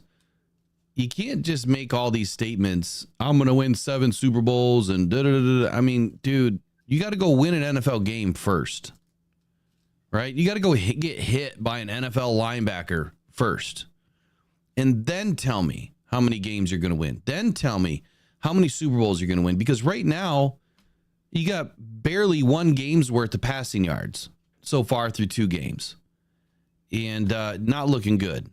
But with criticism, right, there comes change. And I think that Caleb Williams will get better. I think that this team will start to get better. But I do believe the underlying issue here is continuity and the fact that this is a bought team, not a built team. On the Pat McAfee show, Bill Belichick, now the media star, right? Bill's like killing it in the media right now. He's killed. The dude's on fire. Had some things to say about the Bears, and he kind of gave a little shout out to the Lions. And here's what he had to say. He said, Chicago, just in terms of their overall team construction, the way that they decide to do it, you know, you look at teams like Detroit in their division, and Detroit has got 3 really good linemen with Penei Sewell, Frank Ragnow, and Taylor Decker, and those guys give generally Goff a lot of protection.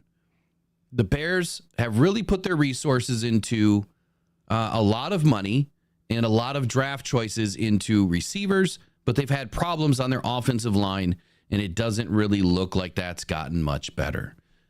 Couple of points here. Number 1, thanks, Bill, for shouting out the Lions. Number 2, remember, he was a former Detroit Lion assistant coach or positional coach way back in the day. Number 2, talking about the construction of your team. Eric and I have been saying it all offseason. I've led the charge in the fact that Brad Holmes has done it the right way, even though a lot of fans don't understand it. They don't understand what the process is. All they do is bash it, but it's the right way to build a team. The Chicago Bears never addressed their offensive line again this season. It's what's going to get them in trouble. And the only reason why they didn't need an offensive line is because they had Justin Fields, who could get away from pressure, run the ball, and they're probably expecting the same thing for Caleb Williams. Not the same player, not the same body size, not the same speed. Justin Fields was just a different athlete than Caleb Williams. Totally different. And by the way, you can see what coaching does for a player, because Justin Fields is actually having a little bit of success right now. Not that it's going to last, but he's having a little bit of success right now. And I think that that's a change of scenery with a better offensive line and better coaching. So the other point here is, Bill Belichick saying that, they put all of their resources and money into, receivers, right? And, free agents, not drafting players to fit this team. They put all their draft money into a receiver and a quarterback, right? They could have kept or built, more options through the draft to build this offensive line to give Caleb Williams an opportunity to stay upright. If Ryan Poles is not on the phone right now trying to steal somebody's, tackles or guards or whatever, that would be a huge mistake. So we'll see if something changes over the next couple of weeks, if they bring some players in. But hey, he likes to spend money. That's how you're going to have to fix this team. I know this is more than 90 seconds on the Bears, but Bears suck. Sorry. And they're going to continue to suck until they learn how to build a team, not buy a team. And Caleb Williams is going to continue to struggle until he can learn how to just shut up, man. I mean, Yeah. just zip it and go and rip it. Go do your job, because right now you look like a fool. And I guess I don't have much more to say on that. Packers are up next. All right, the Packers. Hope you guys are ready for this. All right, the top 5 on offense. Number 1, we have running back Josh Jacobs at a 77.2. He had a really good game. Yeah. And then at number 2, you have Romeo Dobbs at 74.4. Wide receiver Dontavian Wicks at 73.9. He got that touchdown. And then you have left guard Elton Jenkins at 70.2. And coming in at number 5, the top offense for the Green Bay Packers, your quarterback, Malik. at 69.6. I can't believe that Malik Willis, pulled this out. But here's what they did. They took a page, out of a college playbook. When you have a quarterback that maybe can't throw the ball as well, and it just added to this team, what do? Run, and run some more. Yes. This was such a lopsided game when it came to the run game. The Packers ran for more than 260 yards in this game. You're not going to win a game or beat a team that is able to pound the ball down your throat every single time they touch the ball. Jordan Love not in the game. I expected a loss here. I expected the Colts defense, which is supposed to be a really good defense this year on paper, to at least win the game for the Colts. Didn't so much trust the offensive side of the ball for the Colts, but I at least expected their defense to show up. They didn't. The defense, for the Packers managed to bounce back from last week when they surrendered 34 points at over 400 yards to the Eagles. But Indianapolis struggled to move the ball with regularity. And it was evident that this was going to be a ground game early.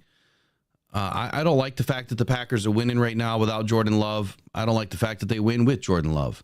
I think that Josh Jacobs was obviously the right move for them. And they're doing things right? They're building their offensive line. So anytime that you can rush for 260 yards, obviously your offensive line is doing something right. They started off hot in this game, obviously much better than they did against Philadelphia. They opened up holes consistently for Josh Jacobs. The Colts obviously knew that the Packers would try to make a concerted effort to run the ball, and they did, and they continued to do it all game long. They took the ball out of Willis's hands. They did not want him throwing the ball at all. And matter of fact, how many times did he even attempt to pass in this game? 14. Attempted 14 passes in this game. And he had a touchdown. Right. So what does that tell you? They did not want this guy passing the ball. They took it to the streets, right? That's just a way of saying, they took it to the ground. And they pounded the ball all day against the Colts. So that's your really that's your around the north and 90 outside of the Detroit Lions, which we've already spoken about the Lions today. But Eric, who was our top 5? Do you know? Top 5 for the Detroit Lions? Yeah, our top PFF scores, top and bottom. Let me see. Top and bottom PFF grades for the Detroit Lions in week 2. Let's see. I'm sorry. I thought you had it up. I got it. So top offensive grades for the week was Kevin Zeitler, 78.8. Amon-Ra St. Brown, 76.3. Taylor Decker, 75.3. Penei Sewell, man, he's having a rough go at it right now, 69.6. And then David Montgomery, 69.4. Here's my overall take on the offense as a whole. The offensive line needs to get their butt back into gear.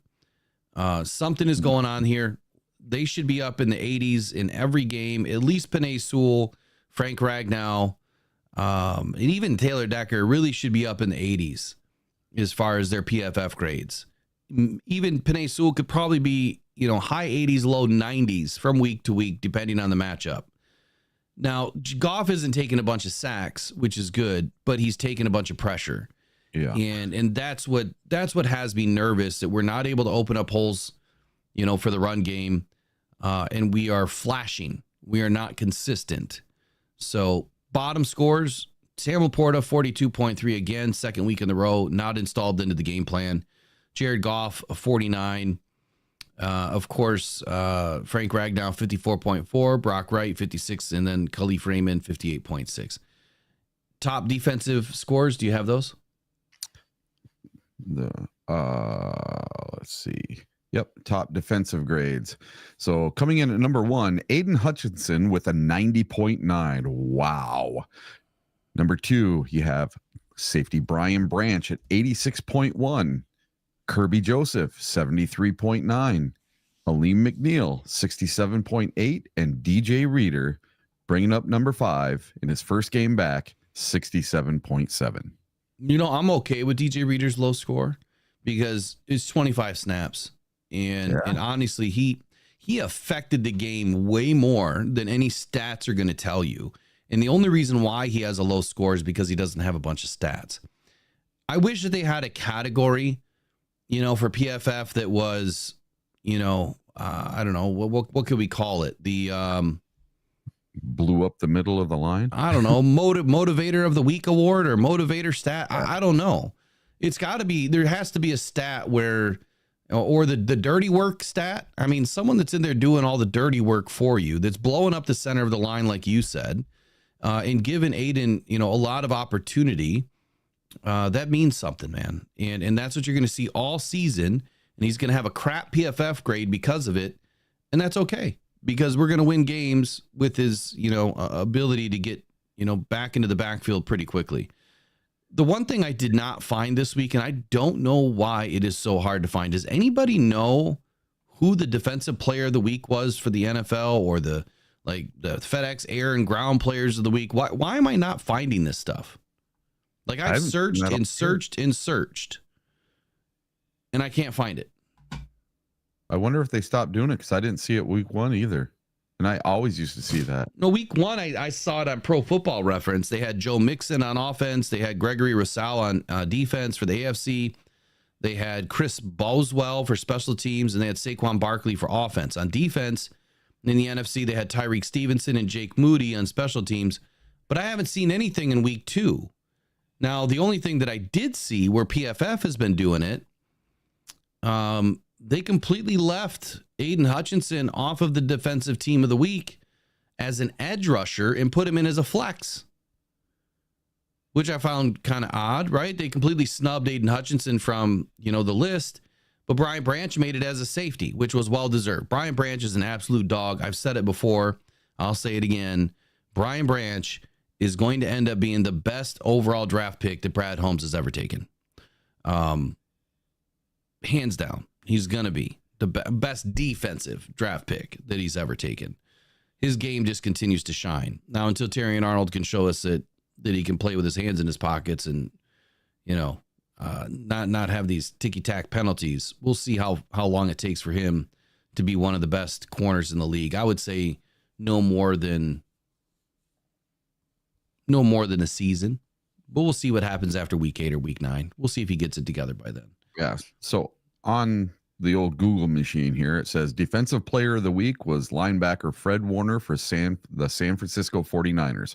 Warner was exceptional for the 49ers in their loss to the Vikings, recording a sack, an interception, and 2 forced fumbles and 5 defensive stops. Yeah, well, where are you seeing that? Just on Google. Yeah, but how long ago was that? 2 days ago. Yeah, that doesn't make any sense. Because, I mean, I've searched all the same thing, and I want to say I saw that too, but who put out that ranking is the question. I think it's PFF. Yeah, so in PFF, their defensive week awards was Fred Warner, linebacker, Jordan Brooks, linebacker. Defensive line was Travis Jones, Keanu Benton. Edge was Dennis Gardeck and Josh Allen. Corners was Kamari Lassiter and Cam Britt. Safeties were Elijah Molden and Brian Branch. And then flex, Aiden Hutchinson. I don't understand flex on defense. I don't. Whatever. It is what it is. I don't know if the NFL stopped doing this, but it hasn't come out that I've seen. Yeah. So you're telling me those two other edge players had better weeks than Hutch? Yeah. Doesn't make any sense. Yeah, so Peter, teams do have the ability to protect 4 players. Yes, that's what I mentioned earlier. But you can't, I don't think you can protect, I don't think that you can protect guys that have more than 3 seasons. You can protect them from being poached, I think, but I mean, if they want to leave, they can leave. You know, I mean, they can break their contract. Don't quote me on that, but I'm pretty sure that's the case. Like, you can protect 4 guys. There's rules surrounding it. We'll have to dig into it again. All right, what's next? What's next on the day here? So that's your NFC North and 90 and your best of the North. So let's get into that. Your best of the North. Simply based on stats, right? Let me pull it up here.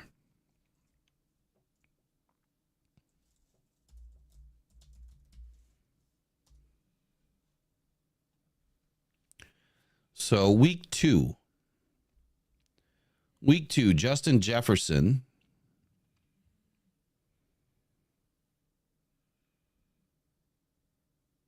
Justin Jefferson only had 59 yards on the day. No, I'm sorry. Versus San Francisco. Justin Jefferson had 133 yards. Ooh. On 7 targets, 4 receptions. That's 33.3 yard average. So what does that tell you? I mean, he had a 97-yard long play. San Francisco is not able to protect the deep ball, right? Is that what we're getting here?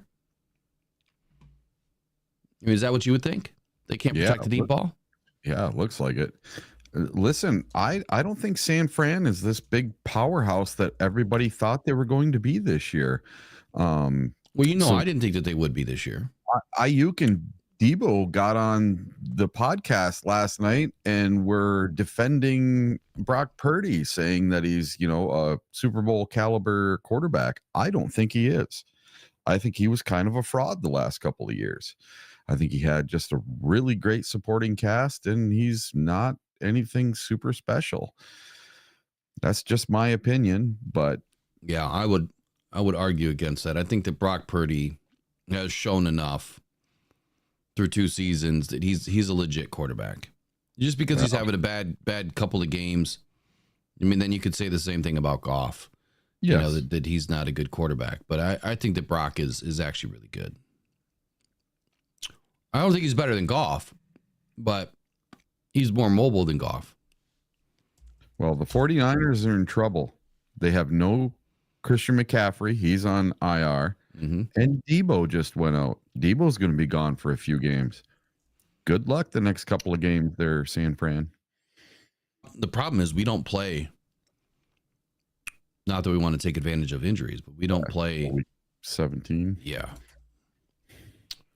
So, all right, let's get back to this top of the week awards here for your NFC North. Receivers. And that's where I'll start with. Colin Johnson for the Bears was your leading receiver with 3 receptions for 56 yards. Who's Colin Johnson? No clue. I thought they had all these big names. Yeah, they're not. Yeah, Rome Odunze. Yeah, not getting used. Your Packers, Romeo Doubs, number 3. He had 3 receptions for 62 yards. Number 2, Amon-Ra St. Brown, 11 receptions for 119. And number 1 of the week is Justin Jefferson. So that'd be Vikings.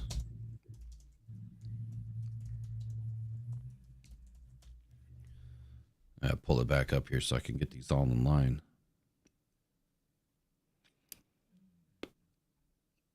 I don't know why when I look stuff up, it brings me to last year's. Mm-hmm.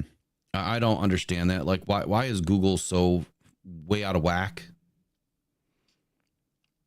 Even when you put 2024 on stuff, it shows you last year's stuff. Yeah, it's so dumb. Justin Jefferson, 4 receptions, 133 yards. Your number 1 receiver of the week. Now, rushing on the week. Obviously, Josh Jacobs, he completely terrorized the Colts. 32 carries this weekend. 32. Like that's like 1980s football. 151 yards, no TDs though. 151 yards on the ground. Huge game. Jahmyr Gibbs. So obviously Josh is number one. Ty Chandler and Jahmyr Gibbs almost neck and neck, right? Almost tied. But Jahmyr Gibbs is number two. 13 carries, 84 yards on the week. Ty Chandler was number three with 10 carries for 82 yards. And Khalil Herbert was number four, 4 carries for 35 yards. Just so in case you know how I'm doing this, Eric, I just pull up the ESPN box score. Okay. And I pull all 4 of them up. And then I kind of just go, team by team and see who did the best, who did the worst. And I just take the top 4. Passing on the week. So Brett Ripien, what is this? This can't be right. Hold on here. Why does it say Brett Ripien? I got the wrong name. Hold on. See, it did it to me again. Yeah.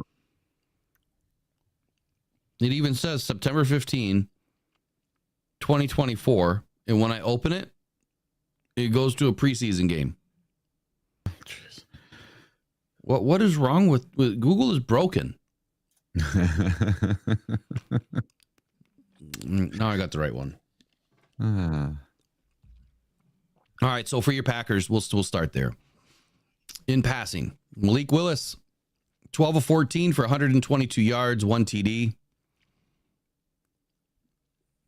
He is number 4.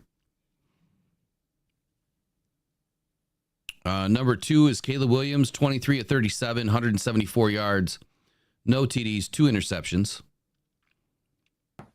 Number 2, Sam Darnold, 17 to 26, 268 yards, 2 TDs, 1 interception. Now, there could be an argument here that Sam Darnold had the better week because he threw 2 TDs. Mm-hmm. But I'm basing it just on yards. Jared Goff was 34 of 55. I do not want to see Jared Goff ever throw the ball 55 times ever again. Were you saying something about the more times a quarterback throws, the more likely they are to throw an interception? Yep. I was saying that last week, and I said that, typically under 30 passes, you're probably going to have a likelihood of throwing 1, right? Over 31 to 40, the likelihood of throwing 2. Over 41, to like 50, the likelihood of throwing 3 or more. When Jared Goff threw 2, even though the first one shouldn't have counted. But Jared Goff was number 1 yards-wise, but stats-wise, he wasn't number 1. Defensive players of the week. Who do you think should be number 1? Well, Hutch should be number 1. You sure about that? You sure I'm about sure that? about it. Yep. You sure about Well, not that? according to You sure PFF, about man. that? They completely shaded this guy. Let's do this. A 90.5. Yeah, but they left him off as an edge rusher. Or 90.9. So you tell me who had it better than a 90.9 in the NFC North defensive grade. I think he was the highest graded player of the week, wasn't he? Yeah, of anybody.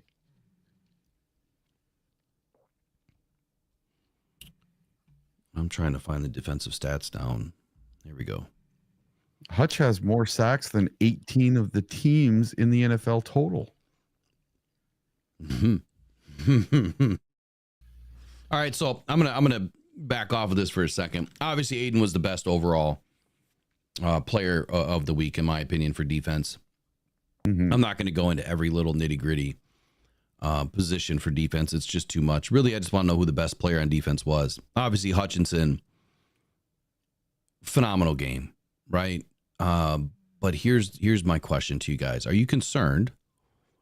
And the stats are there, and I'll have to do some deep work on this, and maybe I'll start tracking it throughout the season. Just one more thing to stay busy with, right?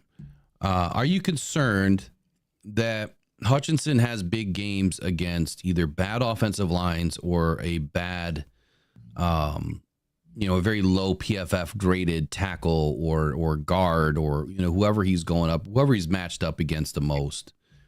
Does that concern you at all? Would be a good question for the chat. Or do you not even care?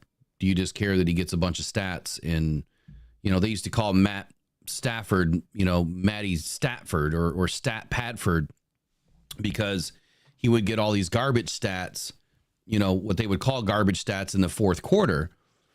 And, he's beating up on teams when they're playing, soft, really, really soft defense.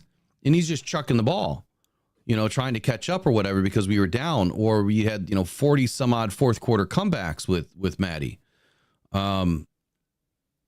Could you say the same thing about Hutch, that, he's beating up on all of these, crap offensive lines, but when it comes to, the better offensive lines and the better players in the league, he struggles. So I'm not going to give you my perception on this. I think you already know it. I base a lot of things off of analytics, and that key performance indicator would tell me that is a concern, but I'm not going to give you my full opinion on it until the end of this season, when he gets through 3 seasons and we see where he ends up and see how well he can play against some of the top tier offensive linemen this season, and if DJ Reader is helping him or if it doesn't matter. But right now, obviously, we know that DJ Reader was a huge effect on this game. So let's watch it throughout the season and see if he's going to, add another step in his game and take another leap forward in his 3rd season. It'll be interesting to watch, but the KPIs don't lie, man. They're there. We track them for a reason, or at least I track them for a reason. What else do you want to? Yeah. It's the 10 o'clock hour, and today is one of those days I do have to run. So, all right, buddy. We'll see you. We'll see you tomorrow.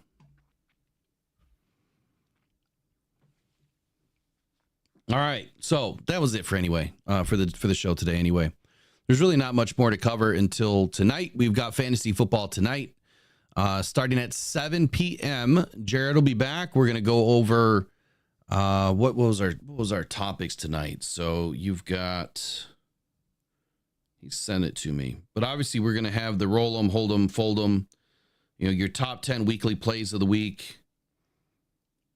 And there was a new segment tonight that he wanted to go over. Buy low, sell high segment this week. So he's going to be talking about the benefits of, who you have on your team right now. Should you be selling them? Should you be buying? Who should you be buying right now? What are the targets out there to look for? You're now into week 3. So you've identified some things already with your team. And I think that he's going to give us a really good rundown. I was 12-4 this week on my weekly pick'ems. 12-4 straight up, no spread. 12-4, so huge comeback week, going 6-10 my first week. I am now 18-14 on the season for my picks in all 32 games. So not bad. I hope that I continue an upward trajectory myself. Now, of course, don't bet these things. You can if you want, but I'm not telling you to. Always be wise, be careful, be smart if you're placing bets, and do it at your own risk. So, look, it's been a fun day today. Tomorrow we're going to get into the pregame show. We got the pregame. We'll do a little bit of it in the morning, and then we have the pregame show at night that will also start a little bit earlier than normal. I think we're doing 6 p.m. For the pregame show for the rest of the season. That way we have a little bit more time to get it done, and we're not so jam-packed at the 7 o'clock hour when we have other shows popping in.